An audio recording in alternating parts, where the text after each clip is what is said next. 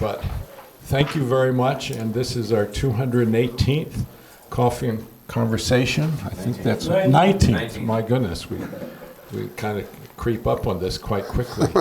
And we're certainly very fortunate today to have Lauren, or you go by Jerry, I guess, more times than not. No, that's my wife's name. Oh, okay.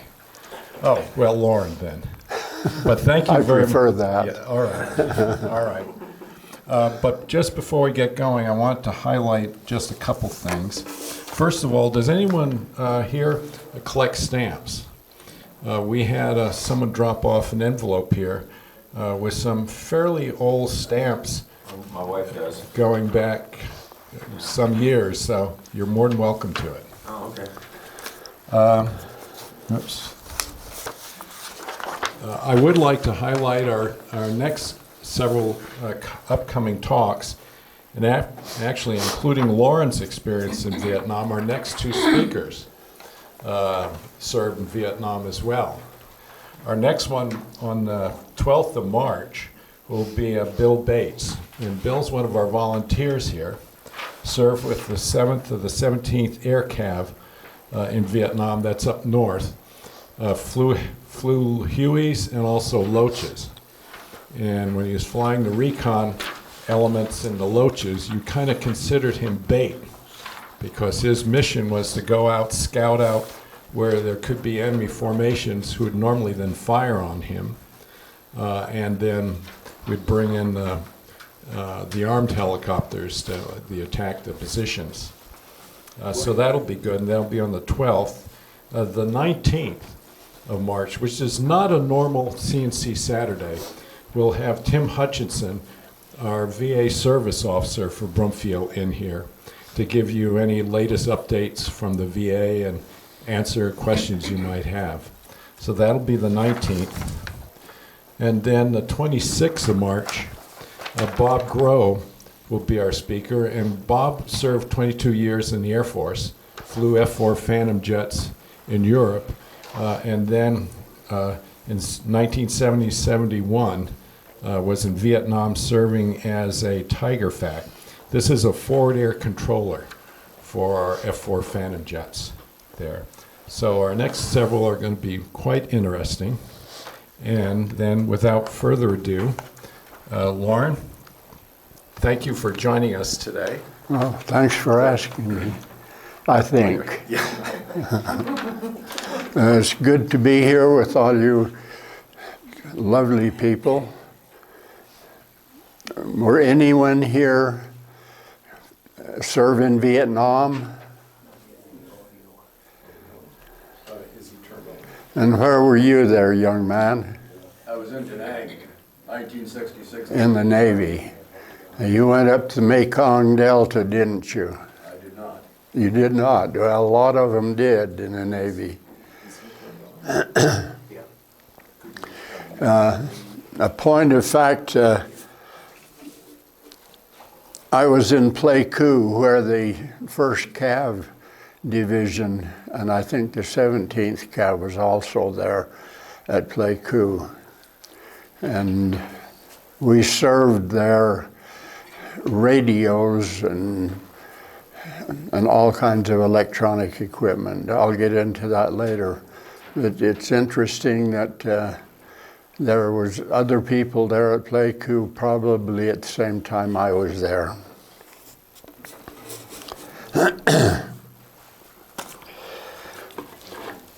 I was born and raised, if you'll kind of follow along with these sheets. I was born on December the 17th, 1927, in a little farming and ranching community called Red Mesa, Colorado. That's one word, Red Mesa. About 200 families. Our schooling had 2 buildings. One was the 1st and 2nd grade. The bigger building had a partition in it, and the 3rd, 4th, and 5th grades were on one side, and the 6th, 7th, and the 8th grades were on the other side. We had a lot of fun back in those days. This was mostly before World War II, and we didn't even think of war back in those days. But when the war came along, my oldest brother joined the Navy, and he spent 4 years on the USS Sabine. I don't know if anyone's ever heard of it. There was a tanker that served the South Pacific. And my just older than me brother joined the service, and he served in the Army. And he was in Okinawa when World War II ended.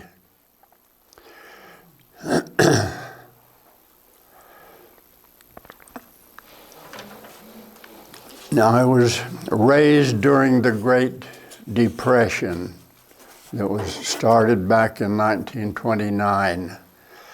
And things were pretty hectic at that time. My father worked for the WWII, which was the Work Progress Association, and he earned a gross salary of $30 a month. How many could live on $30 a month today? Well, that was pretty good back then, wasn't it? Pardon? That was a pretty good salary back then, wasn't it?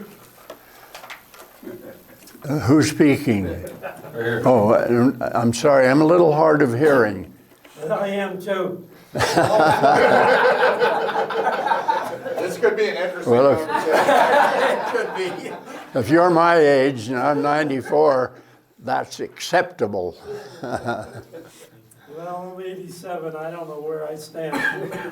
But I said, in those days, $35 was considered pretty good, wasn't it? Is what? That's a good wage, right? In those days, $30 a month was pretty good, wasn't it? I don't know. I was too young to work at that age. And when I got in the service, they paid me $50 a month. That was back in 1945. Anyway, I was raised during the Depression in a small 4-bedroom or a 4-room house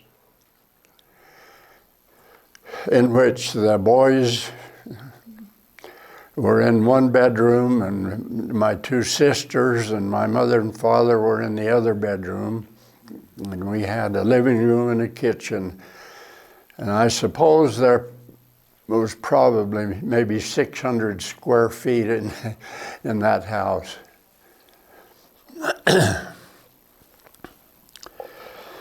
Now, our home is located on a 4-acre plot of ground in which we raised all kinds of vegetables. We had 2 or 3 kinds of fruit trees, and we raised all kinds of vegetables.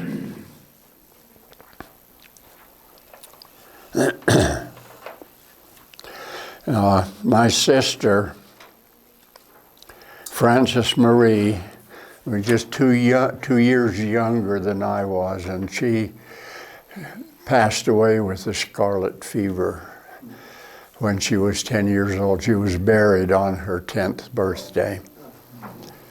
And she was 2 years younger, and we were very close.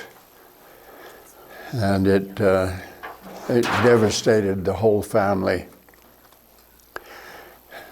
You never hear of scarlet fever today, but back in those days it was a pretty evil disease.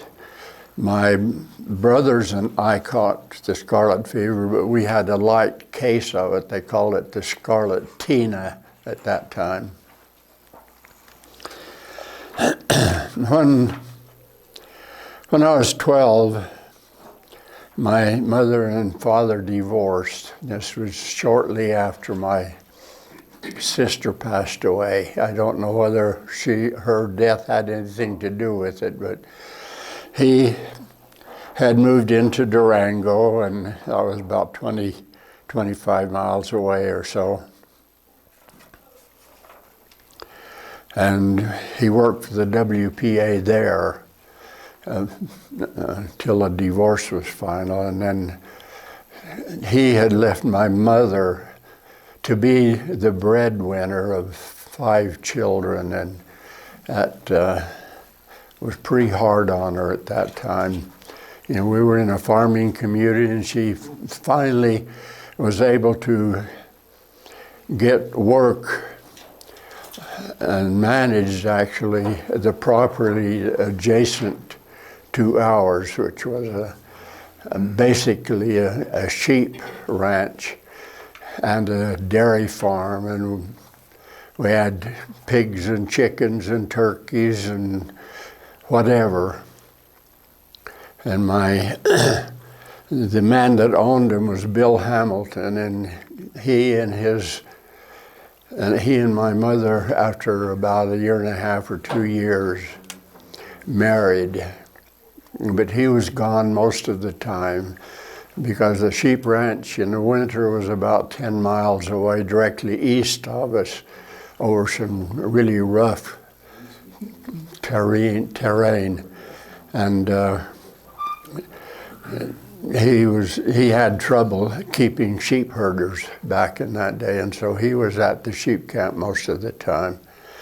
So that left my mother to manage the ranch, and I was about maybe 13 at the time that we moved over onto the ranch. Again, we had 4-room house, and my mother and her new husband had 1 bedroom, and my sister Larry had the other bedroom.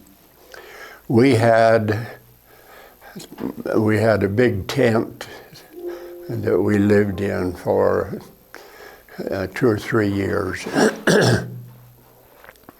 Summer and winter, interesting to live in a tent in the wintertime.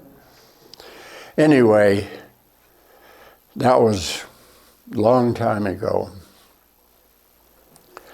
And by and large, I've had a pretty interesting life. I got fed up with farm work.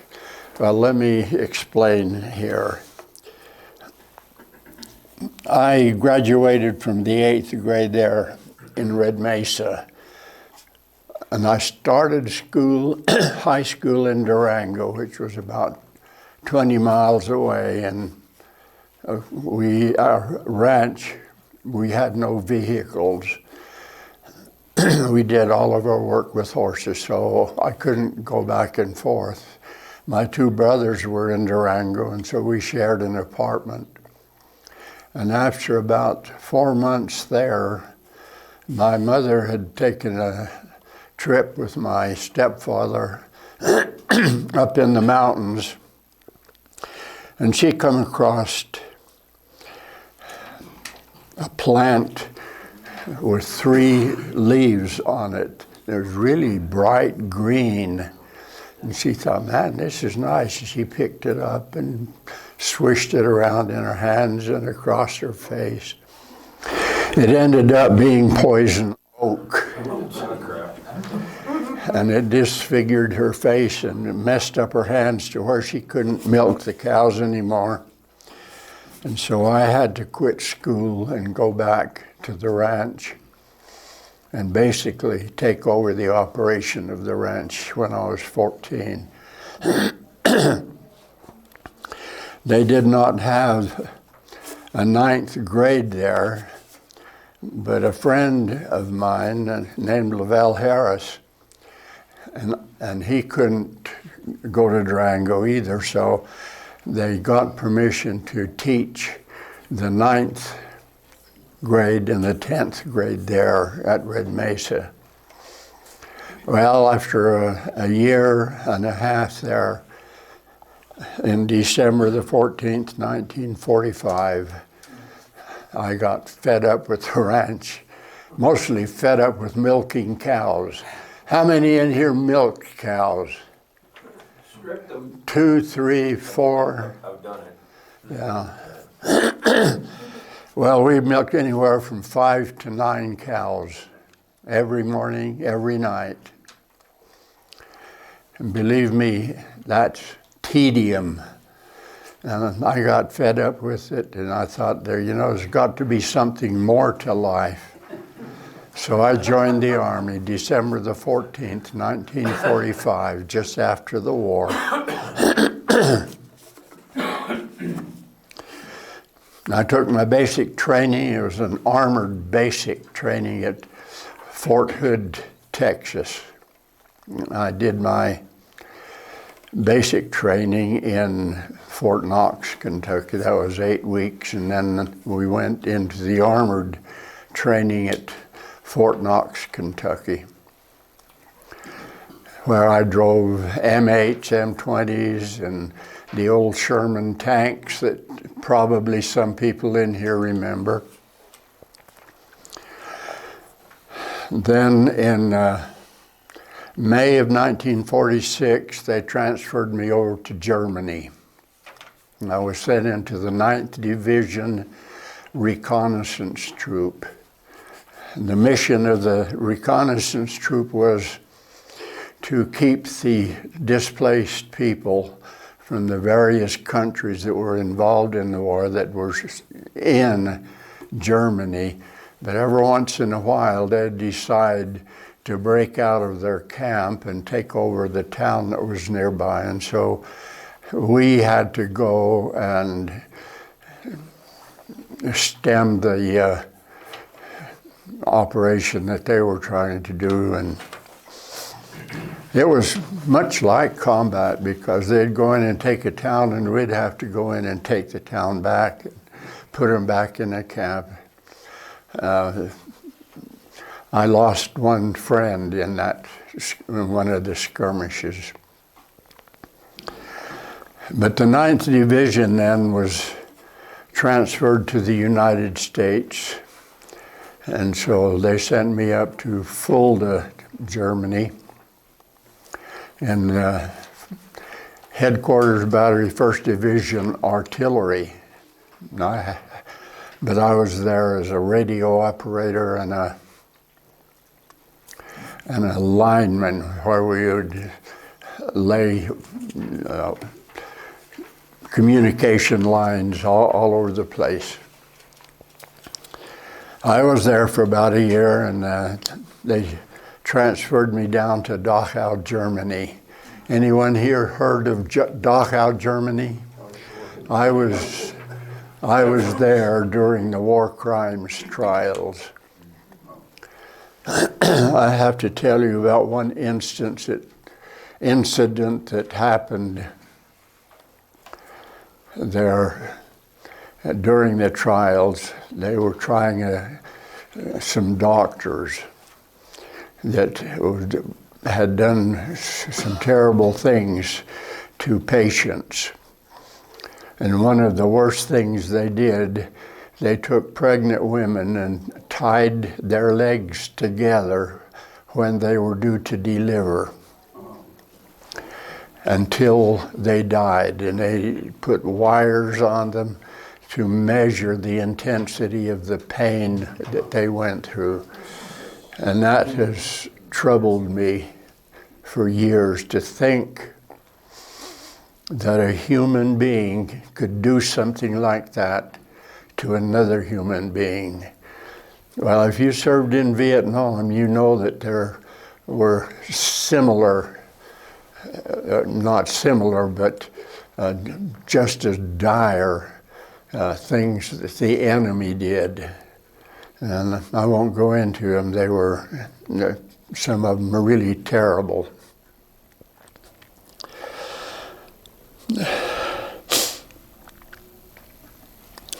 Now, while I was in Dachau, they selected a group of us as an IG, Inspector General, inspection team to inspect records all over Germany. And so I got to visit a good part of Germany, inspecting the records of the units, the various units throughout Germany. And it was very interesting. After that, I was sent back to Munich in the 7822 Station Complement Unit, where I served the rest of my tour in Germany as a records clerk. In December of 1948, that was the time I was due to get out of the service, and so they cut orders and sent me on a troop ship back to the States. I've got to tell you, this was in December, and if you've ever been on the Atlantic in the wintertime, you know it's pretty vile. I got pretty sick coming back. Everyone was sick, and I tell you, it was a mess. There's one incident that happened. I got tired of all the vomit that was all over the place, and I went out on deck. I wasn't supposed to. I opened the door, and there was a rope there, and I went over and grabbed the rope, and I had shut the hatch door. And the next thing I knew, that ship went down under the water and, and almost tore me loose from that rope. I'll tell you what, I got back in the hatch. I didn't care how bad it was. But we finally got back to New York Harbor. There was a harbor there that they unloaded us, and I was discharged into the inactive reserve, where I was promised that I would never be called back in the service unless the United States were directly affected. Well, the Korean War came along, and in January of 1951, they called me back in the service, sent me over to Fort Sheridan, Illinois. It was just a small post. It had been a cavalry post before. And we were there for about a week and preparing for our exodus to Korea. And the day before I was to ship out, I came down with the mumps. I went on sick call, and they transferred me up to the Great Lakes Naval Hospital in Waukegan, Wisconsin. Waukegan, Illinois. Pardon? Waukegan, Illinois. Was it Illinois? I thought it was. Almost. It was almost, yeah, okay. That's where Jack Benny's from. I won't argue with you. But I'll tell you what, I was there 6 weeks. The mumps went down on me, and about the size of softballs. And my doctor said, "You will never, ever have any children." Well, I sired 7 more after that. Anyway, when I went back to Fort Sheridan, all that was left there was a cadre, just a very small group of people, I guess about 15. And I reported in, and they said, "Well, your unit has already gone to Korea. What do you want to do?" And I said, "Well, how about recruiting duty?" "Okay, where do you want to go?"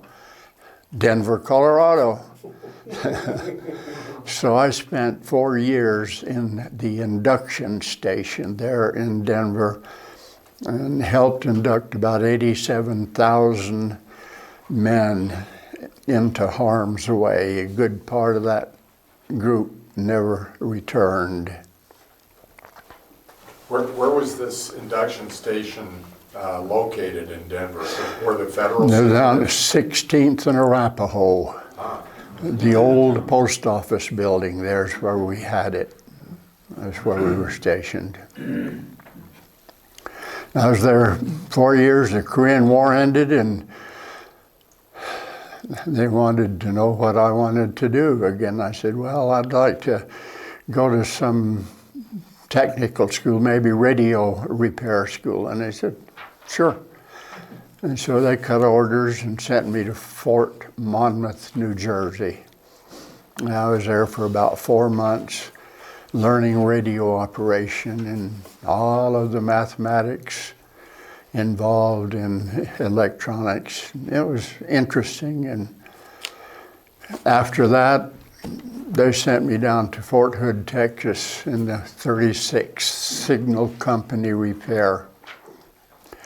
It was an isolated company that was not associated with any battalion, but we were called to go from place to place, camp to camp, for the repair of radios and stuff. And I was there for about a year, no, maybe not quite a year, and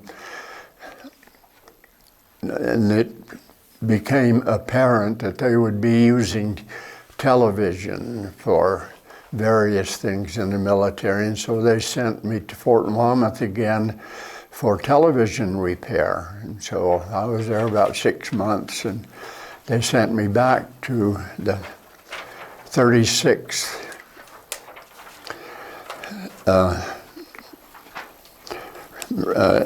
repair company, and I was there, maybe 4 or 5 months, and they cut orders and sent me to the port of Whittier, Alaska. This was an Army base where it was a year-round open port. They had a 9-story apartment building for the enlisted men and the officers, and we set up, operated a closed-circuit television station, and also operated a radio station that was already in place. And so we maintained that, plus I got some experience in giving newscasts and other things. And I've got to tell you, that thing, close your ears. Anyway, I was reading about the Grand Prix races, and I come along, and here I said these letters, P-R-I-X. Guess what I said? I didn't live that down as long as I was up there. Anyway, that was probably the best unit I had ever been in. They left us alone because nobody knew anything about television or radios besides us, and so we didn't call to any other duty. Of course, we worked 12 hours a day, keeping that station open from 8 in the morning until 8 at night. Sometimes we even went to 10 o'clock. Anyway, we enjoyed it. We maintained the equipment and did the broadcast, news broadcasts, and put on many of the programs that they sent us through the Armed Forces communication system. And that was probably one of the most interesting and most enjoyable of my careers. From there, after 17 months, I was sent to Fort Huachuca, Arizona, which was a signal fort. It was there that we developed the night vision binoculars. Now you see them all over now, but we were the ones that were responsible for developing them. I got into an argument with a chief warrant officer there, and rather than stay there, I was due to be discharged. And so in my re-up,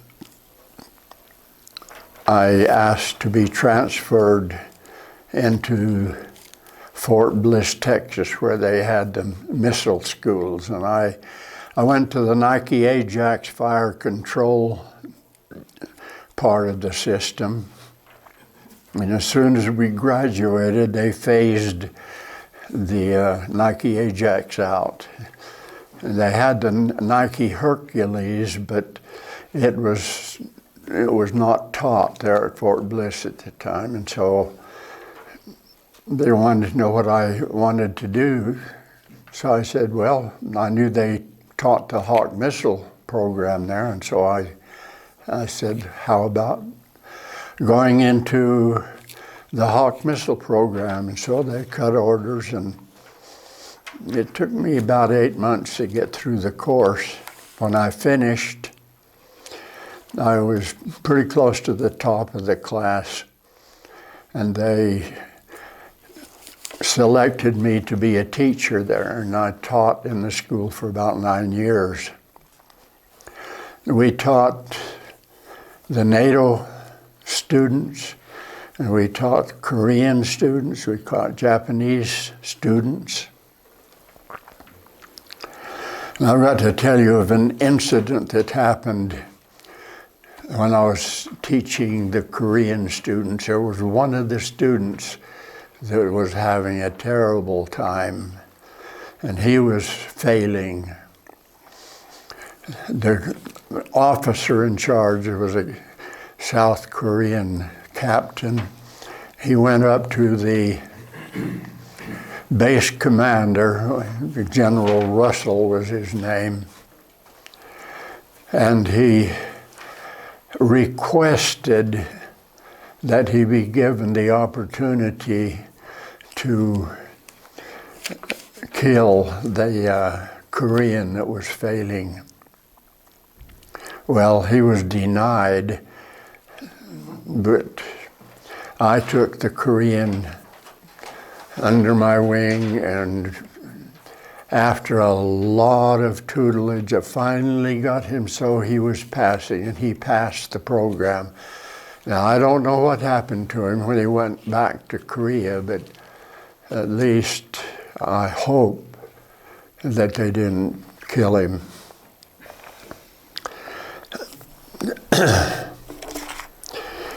After I'd taught about 9 years there at the school, I was reading the Army regulations, and I came across one that said that enlisted people could apply for a direct commission. I thought, man, that's a good idea. I was an E7 at the time.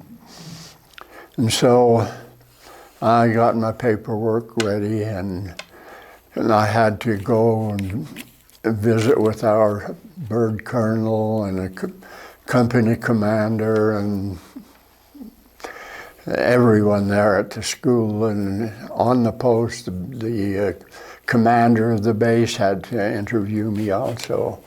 And I got good recommendations all up and down. And so they sent my paperwork on to Washington.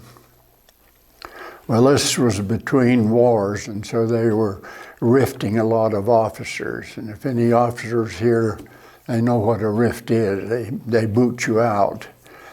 And so my paperwork came across the desk of one of the persons that could send it on forward for approval. But he called me up. I don't know what his rank was, but he called me up and said, we don't believe that you would be accepted here because we're rifting so many of the officers. But would you accept a commission as a warrant officer in the Signal Corps? I thought for at least 2 seconds and said, sure. So 2 months later, my orders came down, and I was put on orders to go to Fort Sill, Oklahoma. And for about a year I taught in the communications school there at Fort Sill, Oklahoma. And then they sent me to Vietnam. Anyone that's been to Vietnam knows that it's a wonderful place. There's lots of steel winds that blow there frequently. There's mortars and missiles and all kinds of big guns they shoot at you. And so there was no front line. I don't know, anyone that's been there knows there's no front line. And so they have bases here and there. And these bases are surrounded with perimeters that are guarded usually by the infantry. Now I was sent there to Ankei, which was a company repair facility for the radio units there in the Ankei. I was there for about 6 months, and they transferred me over to a battalion-size repair facility. And I had about 30 or 35 men working for me that repaired the radios, and when they had problems, they'd come to me. But anyway, let's get back to Ankei for one time. We were expecting to be hit by a North Vietnamese battalion there at Ankei. And these were regular troops. And so we were kind of surrounded by jungle, and we had to, this was up in the highlands. So we took barrels of kerosene and sprayed the area for about 100, maybe 150 yards all around. In back of us was an artillery battery. But the company commander, when it was all burned out, he sent another officer and I down to inspect the area and make sure that we had a good line of fire in case we were being hit, and there was a good indication that we would be hit. And so I was walking along, and I came on just kind of a flat place, but then it slanted down and then it was flat again. And down at the bottom, there was this fire that was this big around and about that high. And I thought, I wonder what that is. So I grabbed a stick and I started to go down to poke it to see what it was. And this voice came to me as clear as my voice is right now. Get out of there. And I did. I dropped the stick and went back over the hill. And I had no sooner got over that than it exploded. It had to have been a claymore mine. And if you were in the service, you know what a claymore mine is. Anyway, someone upstairs loved me. Anyway, I was sent to Pleiku in the 73rd Signal Battalion, where I had about 30 to 32 men working as a repairman. They serviced the cavalry units that were there, plus some infantry units.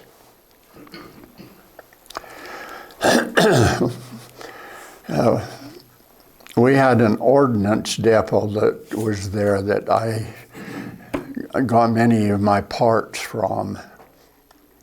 But they had run out of parts, and so I had to go down to the next echelon, which was in Quy Nhon, which was a port. I don't know if anyone knows where Quy Nhon is, But anyway, my driver and I went down and we picked up the part. There are parts, I think there's 2 or 3 of them. And we were going back up the hill or the mountain, back up into the highlands, and a transportation battalion was coming down. And we were about half through with the battalion when all hell broke loose, if you'll excuse the vernacular. But there were tracers going every which way from both sides. And my driver said, "Let's stop and get out."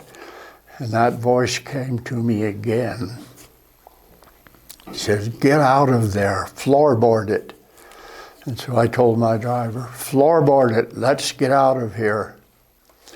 And we got out, and that ambush killed about 3/4 of that battalion, that transportation battalion. Again, somebody upstairs loved me.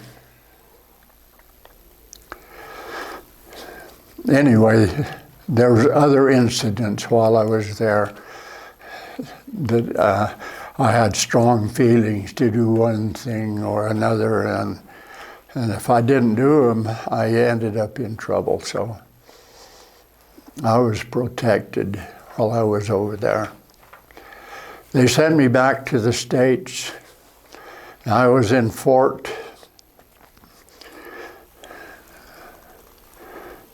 Have I got time for one more story? We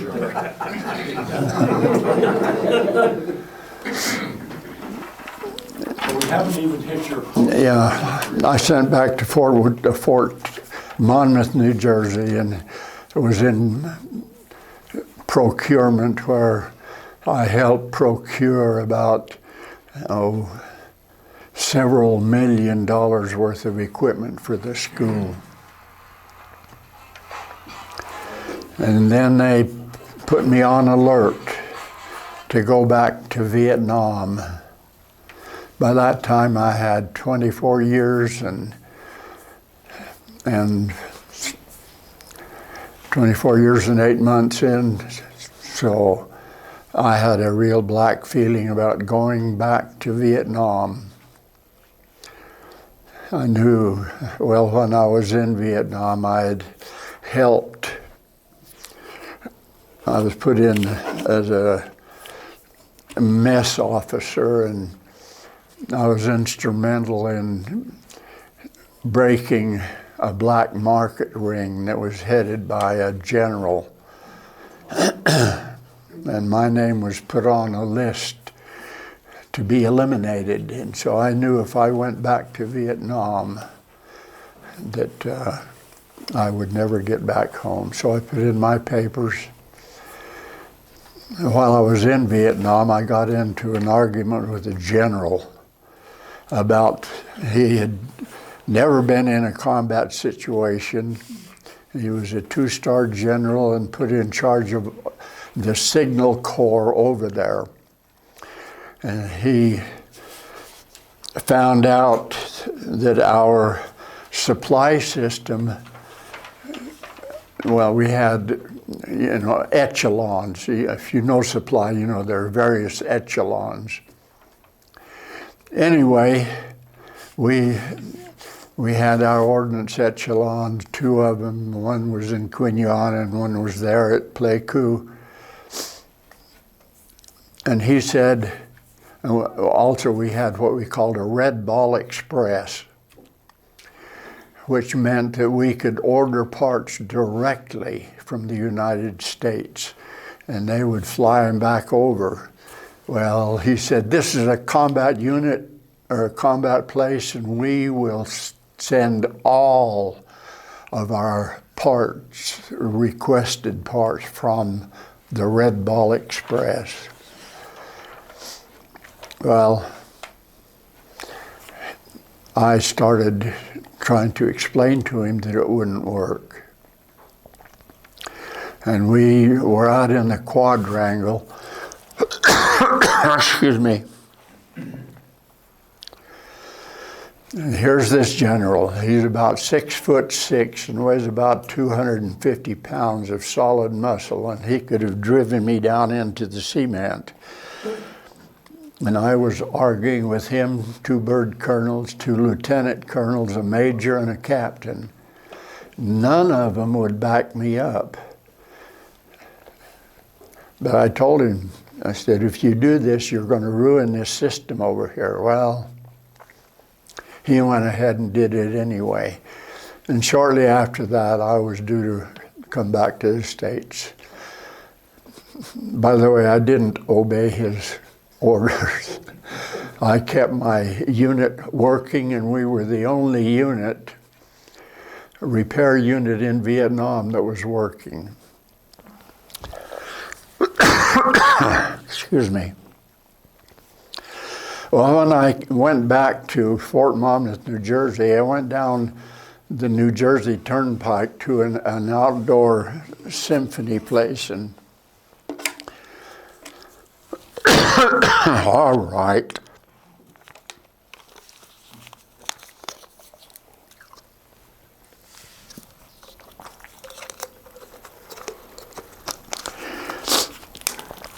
And we were watching this, or ready to watch the symphony. And this man, there were 2 seats in front of me, turned around and was looking around, and he saw me. It was that general. He had been removed of his command and forced to retire. And he looked at me and he said, I'm sorry about what happened. He said, I got booted out of the service, relieved of my command. And he said, I should have listened to you. Well, you can read the rest of this. My time's about up. I did retire and started writing spiritually oriented books. I've had 4 published, plus a book of poetry. And you can, if anyone's interested, they can go to Amazon.com under Dr. Lauren Ball. After I got out of the service, I went to school, became a chiropractor, and I did that for 37 years. And when I was 81, I retired from that. And when I retire from writing, I'll be called home, I hope. Anyway, that's basically my life.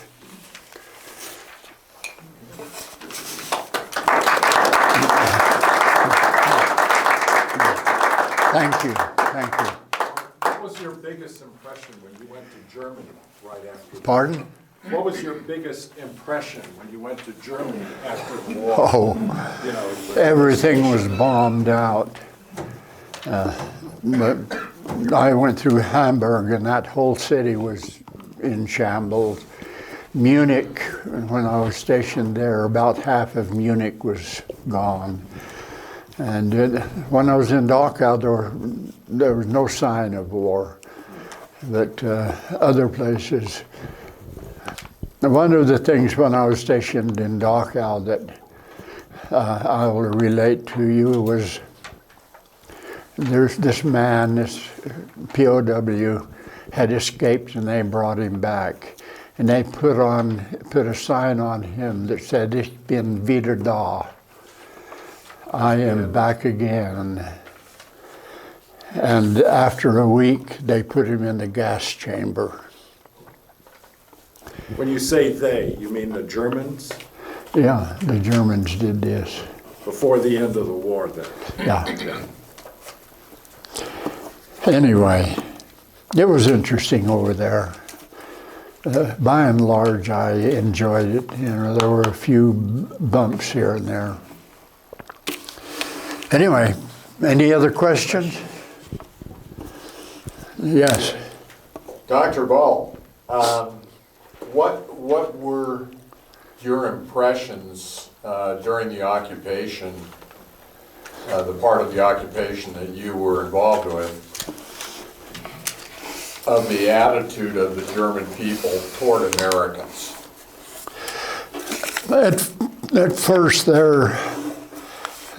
appeared to be a hatred there, but before I left over there, they were accepting us very well. And so they were all for America by the time I left, because we had helped them and we hadn't really done things to them like the Russians had done in their sector. And so that was just kind of a gradual build up to a liking and even loving. Please remind us what part of Germany Dachau was in. Is it northeastern Germany? Dachau is kind of down south. I think it's in the Bavarian part of Germany. Isn't that right? Near Munich. Near Munich. Yes. So what was the month? You said you left in 48? Yes. Germany. What month did you leave?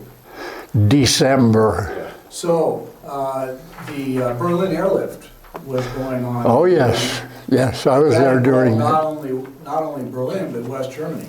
Yeah. And I just finished a book on the Berlin Airlift, and very interesting. What did you see of the Berlin Airlift? Because they had to send stuff to the various air bases in West Germany to get them to Berlin. About every 2 minutes, a plane would come in and land, and another one would take off.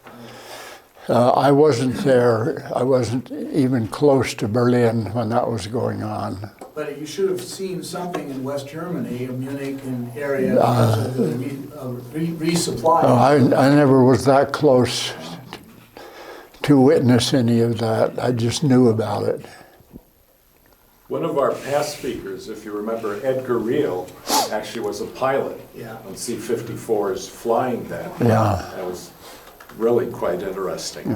Thank you. Any other questions right now?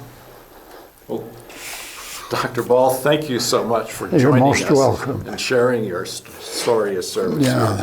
And we have one of our challenge coins. Oh, thank just you. to recognize that. Thank you. And I also have 2 copies of Dr. Ball's poetry book right there, in case you'd like to look at them. I'll put them all out.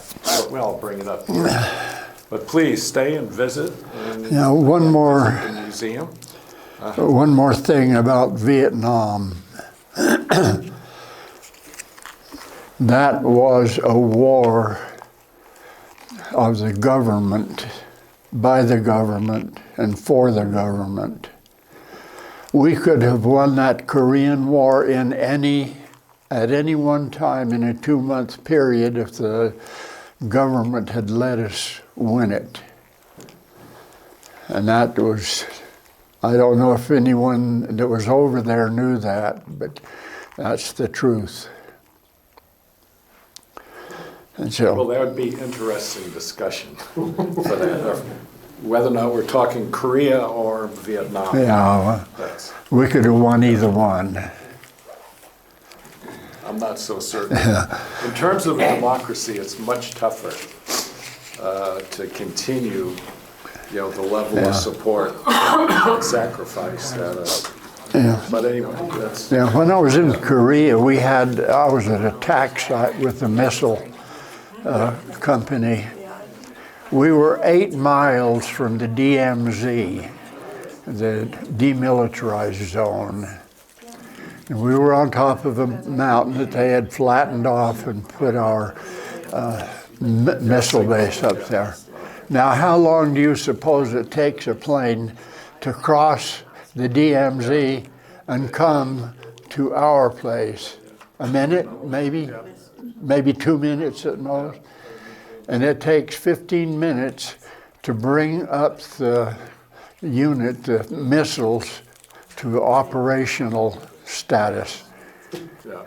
We would have been flattened, and there wouldn't have been anything. I don't know who ever thought of putting us up that close to the DMZ, but they did. Okay. Well, thank you very much again. Please stick around and visit.